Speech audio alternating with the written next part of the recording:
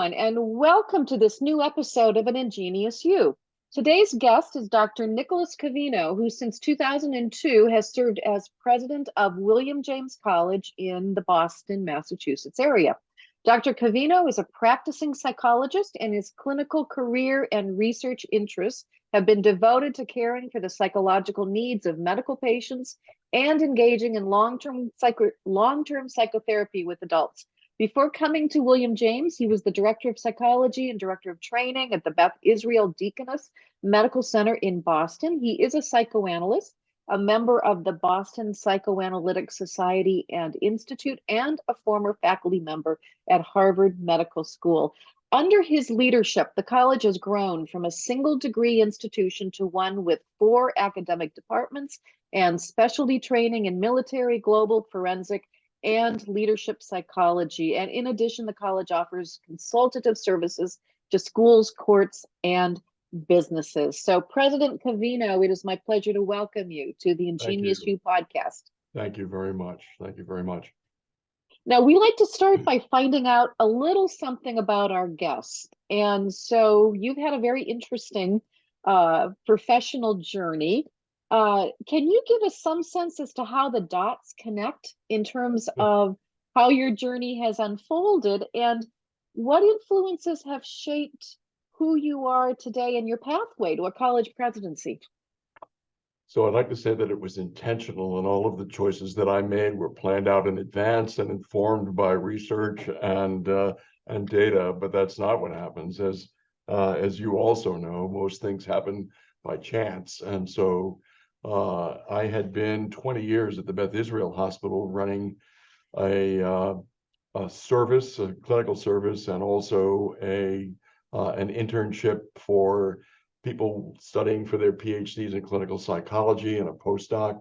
So I'd been in training residents as well for a period of time. And then the hospital merged, the Beth Israel merged with the Deaconess, and they closed the training program and the psychology service in large part.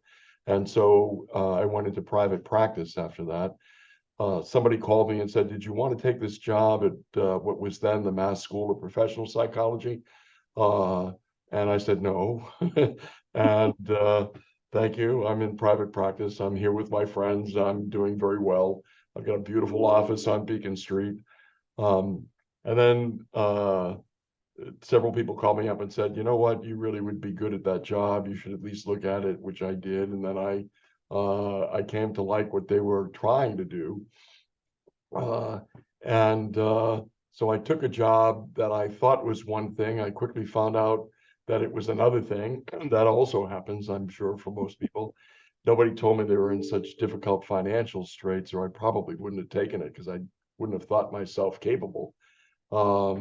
And I came to a school in 2002 that had about 130 students. That was a 1 graduate program entity, a professional school of professional psychology. Like many others in the country, the kind of counterpoint to the PhD programs in academia that were training researchers and teachers. This was a place that was to train clinicians. And we were in serious financial trouble and needing to grow, as was the case with a number of schools like us across the country. And I was very fortunate to connect with those presidents in those states. And we formed a survival group and helped each other grow the Chicago School of Professional Psychology, the Palo Alto School of Professional Psychology, the Adler School of Professional Psychology, and several others. And we have grown since 2002 in many ways.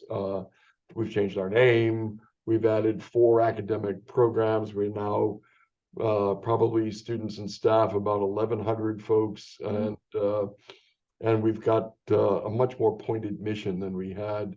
That turns out to be, as you know, in this day and age, a most important one around leadership and mental health. Boy, so thank you for it was not intentional, not strategic, it's been very, very, very rewarding. Yeah, well, and that's a helpful thing for people to hear, particularly emerging leaders, to hear from those who are at a further destination, and to know that one's professional journey is oftentimes a series of steps that you can't always make sense of until you look backwards, maybe. Yeah. So, Well, it means if you like the game that you're in and you have some ability in that space, even if you don't know what you have as you start for abilities, but you're willing to learn, to engage other people, to collaborate with folks, to do things iteratively and review where you go on an ongoing basis. That to me is what leadership almost always is. It's a rare person that has a great idea in the beginning and an execution plan in their pocket, and they put it into place, and suddenly they've transformed something. That doesn't happen very often, I don't think. no, very, very true. So now you mentioned the name change. So you, as a part of this time, you've changed your name to William James College. What's the story behind the name change?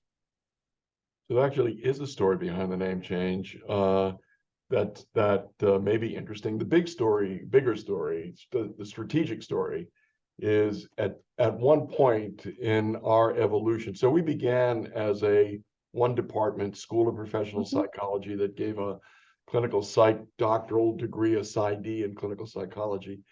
And then we began to expand our work and our roles. So we then offered master's degrees, and we offered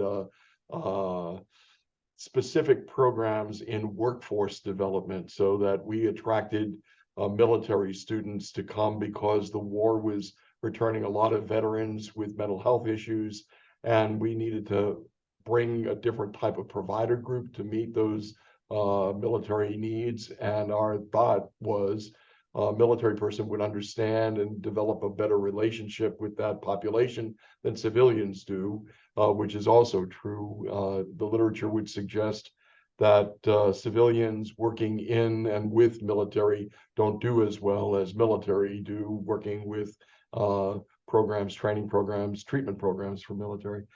So we began that program. We began a very strong investment in attracting and supporting folks of color into mental health careers, because most people in mental health professions look like you.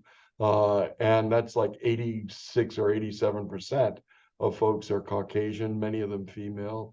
And if you're a mom or a dad looking for care for your youngster, or if you just want somebody in treatment that understands your culture, your background, your particular needs, you'll find it a lot more easily if you embrace somebody, if you're fortunate enough to meet somebody that comes from your background. And only less than 10% of the providers did. So we made a big investment in that area.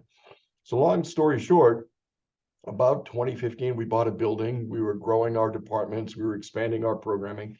I don't know then if we developed a bachelor's completion program yet, but we were changing, and we no longer really looked like other schools of professional psychology. And when we thought about marketing needs so that people would understand the importance of work that we were training people to do, we thought either we're going to get behind these initials. At that point, we were the MSPP, that was like the CSPP and the other SPPs, or we're going to do something different.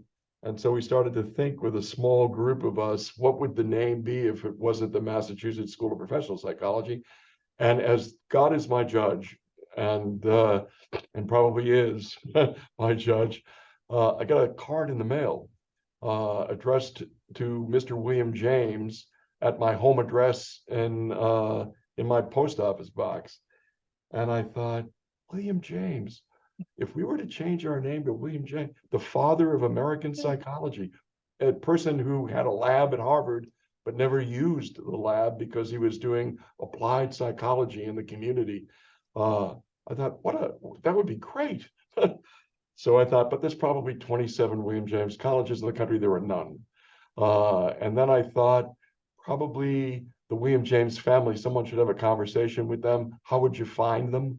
And I thought maybe someone's written a biography of William James recently. Turns out somebody from Skidmore did. I called the author. She picked up the phone. Never happens. And I said to her, did anybody help you write this book? from the William James family. Oh yeah, she said, Bay James did. And it turns out that she is the keeper of the James family library and all of their assets. And the James family library, you may know, is also Henry James, the author. Uh, and so I called her up and she picked up the phone and I said, I'm thinking about doing this, but we want to make sure the family's okay. Oh my goodness, she said, our family would be delighted. We're all worried that people are going to forget William James. So yes, you have our permission, and yes, I have the authority to give you that. And then I called the commissioner of higher education in Massachusetts, and I said, I probably have to sit through 3 years of hearings and lobby the Senate and the House in Massachusetts. He said, oh no, I can do this for you. And I even know why you're doing this, because my wife teaches at one of your competitor schools in Chicago. So I know very well why you're doing this. It's a great idea. And he said, come, we'll have our hearing. We have to have a hearing. And I probably can't say this, but he said, come, we'll have our hearing on the Wednesday before Thanksgiving at 3:30 in Boston. He said, no one will come. But we had our hearing and no one came. And so the name got changed. And it turns out when we were thinking about it in the branding group that I gathered together, it took about 30 minutes of discussion for people to say, this is exactly the right name. And it has served us extremely well. It's been a very good choice. It tells a story if you even remotely know who William James is. And it's been a great inspiration for the college. And it's positioned us in a space where I just stepped back from chairing the Association of Independent College and Universities Presidents in Massachusetts, as you perhaps know. Mm-hmm. And we never would have been in that group as a school or as a professional school. And I think it's provided us with a change in our culture that's been exciting and stimulating for our faculty, but it also gives us a symbolic introduction to the working community, the academic community, the community of practitioners that we probably wouldn't have had otherwise. Whoa, there is so much wrapped up in that story. I still have the card that came in my mail. I think it's in my file folder, so I'm keeping it for antiquity. I think you should. You should frame it, or it needs to go into the archives Yeah, there. I think this is the first time publicly that I've told that story, though. But and I'm sorry if it was too long, but No, it's how, when we talk about how does change happen, yeah. how smart are you when you make the change happen? It's a card in the mail. Card came in the mail, right? Well, it is, and it is, and it isn't. So, because you were able to look at that card and see an opportunity, or at least listen to some impulse that went off inside, which, if you look at the stories of innovators and people who create new things, oftentimes those creations begin with a story just like this. People will say there's a readiness to be inspired by something or stimulated by something when a catalytic event happens like that. I attribute it to the little bit of business sense that I got as I was forced into running a business that said, if we're if we're to be a school of professional psychology like the other schools of professional psychology, it ought to be like McDonald's, right? You ought to be able to get the same curriculum in Massachusetts that you get in Chicago, that you get in Los Angeles, that you get in Minnesota. And we weren't doing that. So it really was clear that we needed to distinguish ourselves, both for the sake of truth in advertising. We're not like the other places, but then also for the opportunity to market the uniqueness of the school and to say, not only are we not like them, we are good at these things in that space. So it felt like the right thing to do. And I think when we began the discussion of it, it really did only take 40 minutes. And people were done. It was like, none of the other titles were acceptable. And we had a little bit of difficulty with some folks who were angry. And I have those letters in my file somewhere too that say I was the stupidest man in the world to be able to do this thing. And how could I possibly mess up the perfectly good institution that they loved? But there weren't that many. And I don't think I got that many compliments, but there weren't that many criticisms. And I think that it really was a case of folks struggling, trying, thinking. It's like a tip of the tongue phenomenon, or as Freud would say, the uncanny that happens in the world that comes not without preparation and not without inspiration and not without a readiness to receive it. But nonetheless, it's an interesting story. It'll be an interesting story.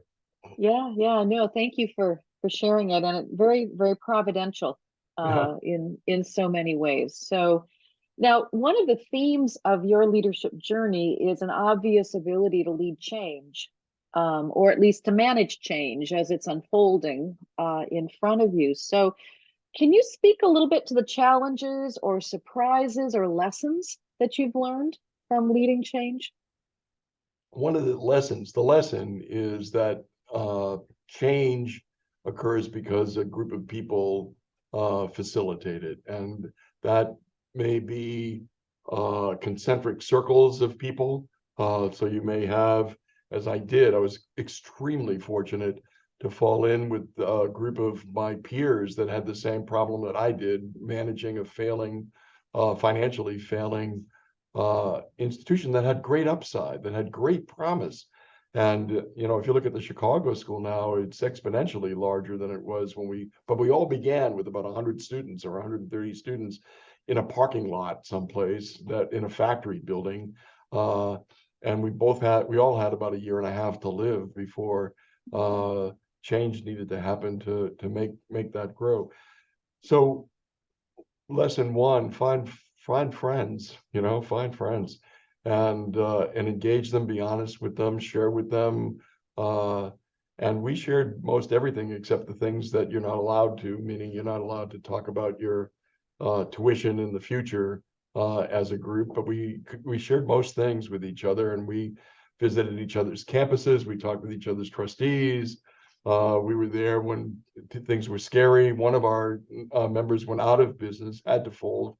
We were there for him in Springfield, Missouri. And we're still friends, actually, that group of folks. So finding friends really is useful. I think understanding what kind of leader you need to be in the moment, and hopefully becoming that leader. So there was a time in the beginning when I needed to make a lot of decisions. Turnaround companies need somebody with a firmer hand that says, I understand you don't believe what I'm offering as a direction is a good direction, but we need to go there, and we have to go there. And if you can't be with us with that, then we'll miss you, but we're going here. So I oversaw a discussion, or sat with a discussion, where a group of faculty members said, we're not going to educate those people in our space, meaning masters people, meaning military, whatever it was, because institutions have a hard time metamorphosing themselves, right? Embracing change too. They like the familiar, and they get phobic about or wary about what's different. So there is a point in time where you have to say, I understand why you're thinking this way, and I understand very well, but I don't agree with it, and it's not good for the institution, and the institution needs to go this way. Here's where we're going. And by the way, you can be disagreeing with me, but not publicly. So if you're going to have a job here and take a salary from this institution, I need you to go along with what we're doing. And if you can't praise it, which is just fine with me, but you can't be a public critic of it. You can criticize it in my office. You can come to meetings with me. You can tell me what you like. You can write me as many notes as you wish. But with the student body, we need to move this forward. With the public, we need to move this forward. With the accrediting bodies, we need to move this forward. So tell me what you don't like. I'll tell you what we could do, if anything. But when we've got a plan, you need to be a member of the team, even if it means you're the back bench and quiet for a bit. But we need to move this forward. it gets a little easier when you have, when you're successful. So as you know, as we started to grow, I think Paul LeBlanc is a great example of that. People were not the least bit happy with him when he began his transformation of Southern New Hampshire University. But then when the cranes came and the buildings came up and the resources were there and the opportunities were there for everybody on the campus, got a little less critical in the group. So when we started to do things, when we bought a building, when we were able to embrace a broader mission that people could see as noble and also as successful or succeeding, it got a little easier to move the ball forward. I think the other thing I'd say about leadership is it was very evident to me that I was becoming a turnaround leader, and I read books about that and what that meant. And then I said, either you get out, and that was a surprise to me. I'm an analyst. I sit quietly and listen to people. Not that this interview would be that evident, but I kind of in the middle of this, I said, you have an opportunity to lead a becoming company or an emerging institution, not a turnaround one. We moved past a point where we were desperate and we were in danger to a point where we were beginning to think, what do we want to become? Where do we want to go? How do we evaluate the future? Who's on board? How do you get the resources on board? And that was a time when I actually looked for a coach, and Paul LeBlanc coached me for a good bit, and some other folks that were wise. And I've turned to them to say, I'd like to stay here. I feel like the institution's making an impact in a way that is really needed, and I need to change in order to be that person. And so I need to look to some folks, business people as well as academic people, for help with that. That's a very insightful place to have been on your part. I'm curious how your leadership approach evolved then. In some ways, you're almost talking about different presidencies, if you will. Yes. It's one thing to be a turnaround president. It's another to be then the president of a school that is coming into its own and is enjoying some success. So how did your approach need to change accordingly? And it's changing again. So I'll tell you about 3 phases. Okay. So the first phase was finding people that were allies and in the same boat, right? To be able to problem solve with. And that became a very useful, and occasionally you'd get a smart person that would help you or an expert that would help, but they'd help everybody. But in the beginning, in the turnaround phase, it was really very helpful to me to have colleagues that were also doing the same thing I was doing. Very, very, very, very helpful, probably the most helpful. In the majority of my time here, it's been helpful to have smarter people than I to bring to the table to do work in spaces that they could do way better than I could do them. And so we've got very talented people working with our military veterans group that are not me. I admire their work and I will support their work, but I can't do their work. Likewise, we've very talented people in our faculty and on our staff doing our workforce development work, attracting and supporting folks of color into the system is best done by people that look and have the experience base of those students. And that talented group of folks is growing and developing an arm or a leg or a dimension of the college that is really necessary for mental health. And those folks know way more than I do in that space. Likewise, the financials, likewise, the curriculum. There are folks here that do faculty development in ways I can't, and professional development of staff in ways I can't. So attracting that group is useful. You have to be a partner in that space, though, in the middle phase of a evolution of an organization, I think. So that's like leading from the middle. People write books about leading from the middle. So you've got to be in the mix and understand what it's like to be here, but be supportive of it and understand its mission, understand its challenges, and help as you can. You know, in my job, we can get funding, or I can bring resources, or I can make introductions, or so forth. Now I'm in a space where I'm going to leave. I'm not going to leave soon, but I'm going to leave in several years. I'm older than you think, and I'm older than I think. More to the point. So in this phase, I'm looking to make sure that I can delegate in a serious way, and have really experienced and sophisticated people taking over the workings of the college. So in the early and middle stages, I could take an auditor and find ways that that auditor could become a CFO. And we have an extremely talented fellow in Dan Brent, who is our CFO, who grew up here the same way I grew up as a president here. Likewise, our vice president for academic affairs didn't come from the outside; she came from the inside and grew up here. Likewise, our marketing directors, they grew up here. Now, as I'm looking to put a strong team together that could survive a transformation, I need to make sure I've got people that have chops in that area that are strong and that have an experience base that comes from other places. So our vice president for enrollment management has an experience base that is from other places, not just an other place, but from other places. And so there's a need for us to be able to put the pieces together to be able to tolerate a transition. I don't know what will happen when you know, somebody that's served an institution for that'll be 25 years probably when I go. But whatever it is, you know, sometimes people come in and do nothing for a bit. Sometimes they want to do something really different for a bit. The leadership team needs to be able to help negotiate that, because I won't be here to do that.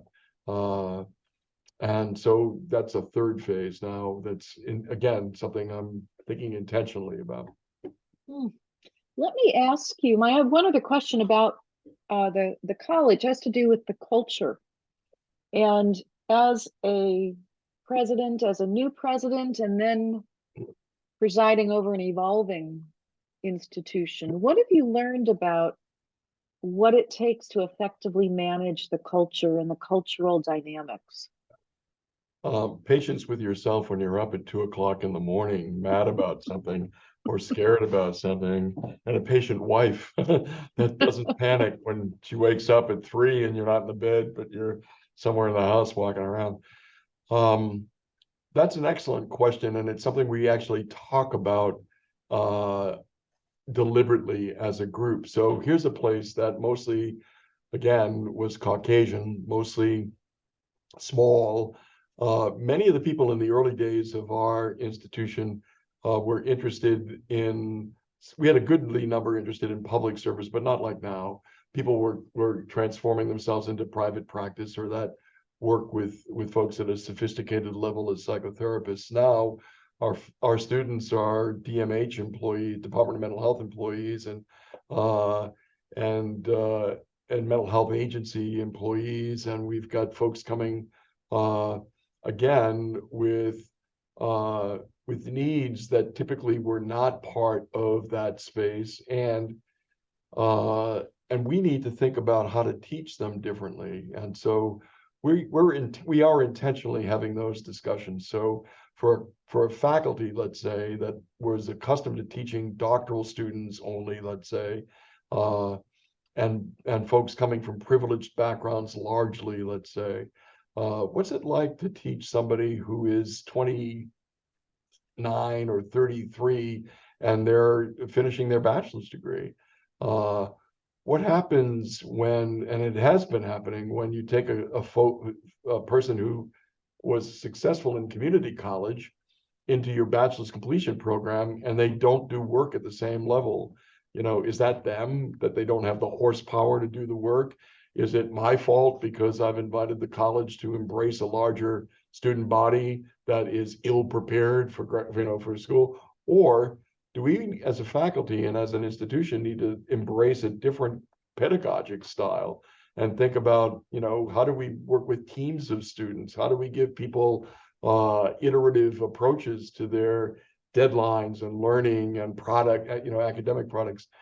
And how do we learn from our colleagues at the community college to understand that it's not that they gave these kids, young people, an easy pass, and we're the keepers of academic rigor, but that there's something to learn here about educating the non-traditional student that everybody has to learn. So that's been important. It's been important for us to understand, what do white people need to know about the experience of folks of color. And it's also important for us to have frank conversations among ourselves about whether the folks of color are able to partner with the white folks doing this instead of be critical of the white folks, or being like all the other white folks that are in the space that's created systemic racism in the country. So how do we learn from each other? And it's hard. We've had some hurtful discussions. People talk about implicit bias. We've had some explicit, difficult conversations as we've grown. And many of us have come to the point of saying, you know what, it's great to have an aspiration. It's great to puff your chest up. We are now about a third of our institution with students at about 33% and faculty and staff at about 27% or better, up from about nothing when I came, or 1 or 2% when I came. So we're now transforming the institution, but we are now able to say to each other, the work of this metamorphosis is holding each other with respect, is holding each other in relationship, is holding each other with care and commitment to each other, to say, you know what, while we may feel strongly about this and have a lot of good reasons to feel strongly about it, I know you, and I know what your intentions are, and you need to learn this or think that, or we have to get this or get that, or this would be better if we did these things. But it's the holding of the transformation that's really important, and often institutions don't do that. They revert to type too really quickly, and change is hard, as they say, but change is hard. It is, yeah. And, I'm hearing at least a couple things in what you're saying. One is nurturing an attitude of humility, almost. Yes. And secondly, intentionality, and being very intentional about this, but also understanding that it's an ongoing learning journey for everybody. And it's in a way, colleges and universities are built for we and us, as in your title, right? So there's an advantage to being a college or a university, because there is a search for a common ground, a common identity, a common mission. But human beings, we love to find our own folks, our own things. We like to be tubs on our own bottoms, and we're kind of built for staying apart rather than coming together. So especially when it gets difficult, we tend to kind of retreat to our own positions, ideas, folks, reference groups, whatever. So keeping that in a space where you keep coming together, I think is the commitment that you make. If you're serious about it, it's going to be hard, and this is the hard part. It's not, you can't just be aspirational. Anybody can be aspirational. This is the hard work.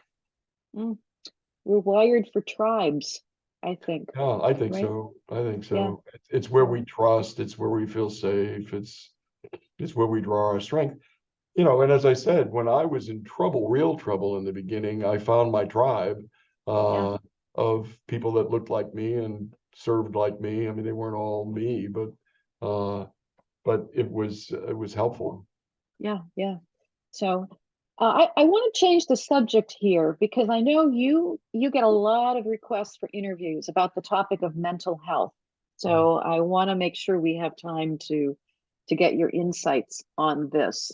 And you know better than most that over the past few years, there's been a lot of attention, increasing attention, focused on what's been described as a mental health crisis on college and university campuses. And some of the research I've seen suggests that the pandemic has made it worse, has accelerated the crisis, made it worse for students as well as for faculty and staff. So I'd love to get your take on this. What is the state of mental health today on our college campuses, and how did we get here? So how we got there is a little dicey. The state is not great. The opportunity is great, I think, for learning and changing from the circumstance. Prevalence rates of depression, anxiety were mounting before the pandemic, and they were about 30%, 32%, 33%, but they've been going up since the turn of the century. And after having been pretty level for a long time, some people say that it's true across the world that people are less well off in terms of mental health than they had been. And some of that's a question of case finding. Some of it's a question of illness severity. Number of different theories about why. Some of them biologic, many of them sociologic. It's not the pandemic that made it worse, that made it critical, but it did make it worse. So isolation, as we had, prolonged exposure to stress in a way that was just really dreadful, from murders of Black men to looking at mortuaries in New York in trucks in the parking lot.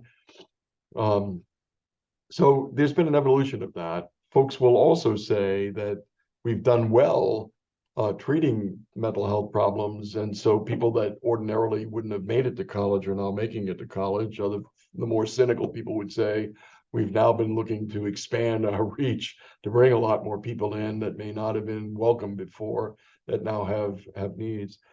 So two or three things would be useful for numbers. One is, it's about anywhere from 35 to 45% of young people that have a diagnosis of anxiety or depression. That's a serious group, right? That's almost every other person or every third person to look at in the space. When you have that, it's hard to learn. You can't concentrate, pay attention, remember, organize yourself, complete tasks. People really are unable to do efficient intellectual work in that space, cognitive work in that space, when they're suffering with depression. And medications don't work as well as we hope that they would work. So it's not like you get it, you go someplace, you take a drug, you're fine, like hypertension.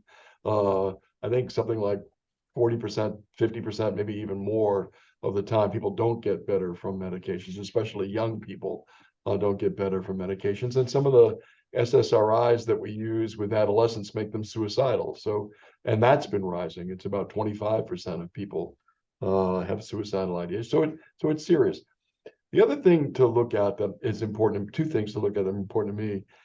When the American Psychological Association did their survey about the impact of mental health at the moment in the country, older people are doing fine. So if you're older than 44, 4% of older people report that their mental health is troublesome these days. 4%, as opposed to 40% of people under 44. And so that's important because our young people are experiencing loneliness at the rate of 38%, 40%, real loneliness, right, and isolation. Our young moms and dads of children are experiencing it too. And they're the people that we used to look to help the kids. So now we've got kids in a serious way. We've got their moms and dads in a serious way. Our young faculty members are equally distressed by anxiety, depression, social isolation, trauma. And And so what I say to college presidents when I have the opportunity, and to leaders in the academy, if you're over 45, you probably have the purse strings to bring resources to your college and university. And you are built at the moment, a resource at the moment, for whatever reasons, such that you don't feel so badly off. And so don't take your personal experience, look at the data. The data is out there that these folks need help. What kind of help? Well, psychotherapy is probably not the best or the only kind of help to offer to people. Medication's not the best or the only. Again, I think, as we were talking earlier, relationships are the important thing to offer people. Some of them need to be therapeutic, but many of them just need to be a professor talking to kids and saying, how are you doing today? A bad thing happened in Ukraine. Anybody got thoughts about that? You're brand new to pick the college name in September. How are you settling in? Everybody found their way to the parties, to the hairdresser, to the supermarket. Are you finding college life? How are you finding? Do you have a friend? Do you have a? Can we exchange numbers here in the group so everybody's got somebody that they can connect to? So we need to redefine what we offer to college students for a variety of reasons, but just to deal with the emerging mental health crisis, we need to bring resources to bear that are not just the college mental health center. We can't train enough people to do psychotherapy with enough people to be make a meaningful difference with 40% of the population in that space. But we can work with faculty, we can work with staff, we can bring wellness resources, we can be thoughtful about peer counseling, we can be looking to educate people about ways that they can cope with adversity or challenge. We can do programs for insomnia and teach people about healthy sleep. I mean, there's a myriad of things that we should be doing in that space, first of all. Secondly, if you look at the research that's been done, and there's a bunch of folks, the Healthy Minds people are one, there's a group, there's several centers, at Penn State, I think, is another. When people are asked what bothers them, like you're anxious, okay, what are you anxious about? The top 5 complaints out of like 75 complaints, but among the top almost all the time, it's academic rigor. It's academic rigor. And it doesn't matter whether you're at a prestigious college or if you're at a community college that's also prestigious, but it doesn't matter the degree of selectivity. Gardner and Fishman did a book about the real world of college. Yeah. Number one complaint that people, they weren't even looking for this data. They weren't even interviewing for this data. And in 2,000 interviews, people said, you know what is the real problem on college? Mental health. And you know what's bothering my mental health? Whether I'm going to achieve in this class, right? And so I think the opportunity for colleges is folks our age need to look and say, we're not feeling the distress that young people are, but if you control the purse strings and the resources, you got to be delivering resources to that group. They're really, really, really in a different space than the over 45-year-olds. And we got to rethink what we're asking young people to do in the name of academic excellence. And so now that I'm older, I can get away with this without seeming like I'm anti-intellectual. But we have high stakes exams examining people for content, cognitive content, and that's our default position. And we know that people forget the content within 24 hours, right?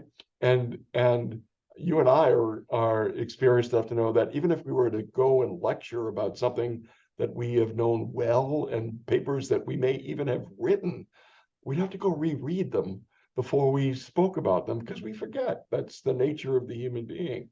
So we have to really think again, are high stakes content-based exams the mark of intellectual excellence? Is that what we want to be doing, first of all?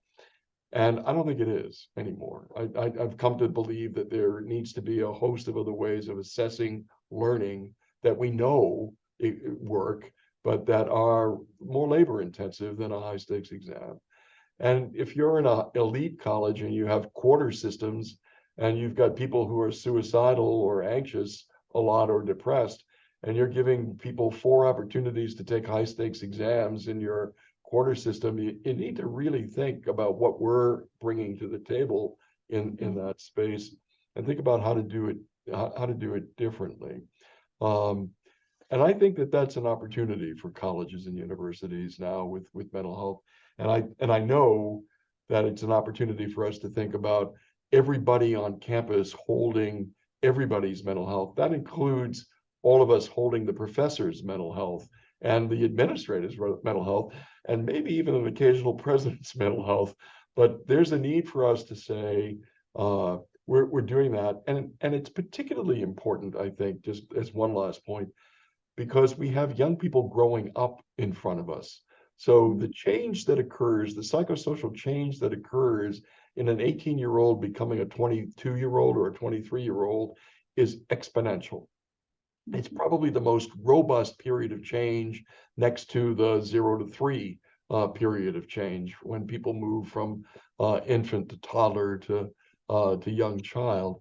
And so we have to also think about educating and creating opportunities for learning to happen about individuals and human beings and relationships and values. And I don't think we do that enough intentionally. We certainly don't do that enough. It happens a lot in college, but not enough. So I'm hopeful this is a different day and an opportunity for us to do way better for our young people as educational institutions. Well, and I appreciate that you ended that on a note of hope, which I think is so important, and to be able to help young people find that hope as well. So I truly think the very best places in the world for forming relationships, for engaging each other with care and compassion and curiosity, for learning from each other, are the learning communities that we create in higher education. I don't see anything else that even mirrors it. You know, military people will tell you my service experience did that for me, and it does, for probably the similar reasons. But I think some of the best environments we have for human growth and development exist in higher ed. I agree. So for anybody listening to the podcast who may be struggling with their own personal mental health challenges, do you have a couple of suggestions to leave them with? So thank you. So find somebody and don't hold on to it yourself. And that's true, you know, whether it's anxiety or depression, or whether you're running an institution that's running out of money and you need to transform, just find friends, find a friend, and make those connections. Understand, I think we've grown a lot in the last years to understand that there's no stigma to this. You know, anxiety, depression, failure, respects no privilege and no background. I mean, we all have it. We all have it seriously, and we need help. And I think the other would be to say, if you're on the receiving end of some request for that, be very thoughtful about what your colleague may need from you. It's very difficult to find a clinician these days. We're really woefully understaffed in that regard. You know, I think as somebody in the business, so if you're a college or a university and you have an opportunity to create a counseling program, we need those workers.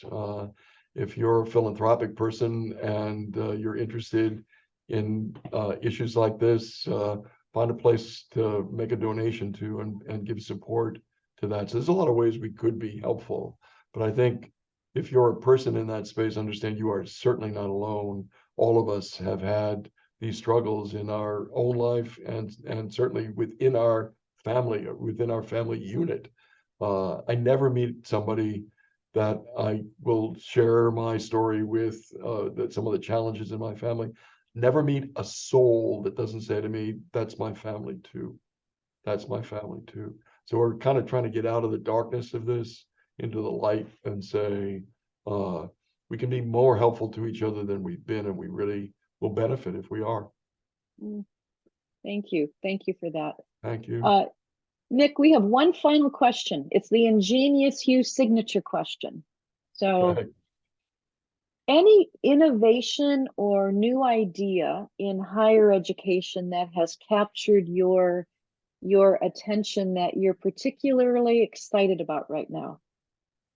So there's the one that I'm excited about is the opening of education to a much broader base of people than it had, especially higher education.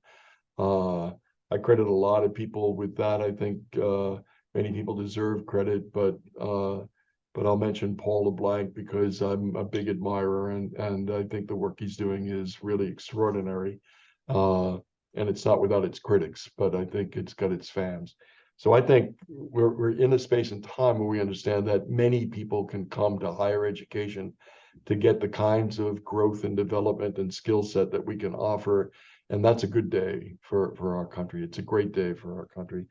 I think the artificial intelligence thing is the other thing that I saw a program this morning, and on CNN, I think it was, this fellow had a programmed phone call to his mom in Ireland, and she thought it was him, and it was the artificial intelligence calling with an Irish accent.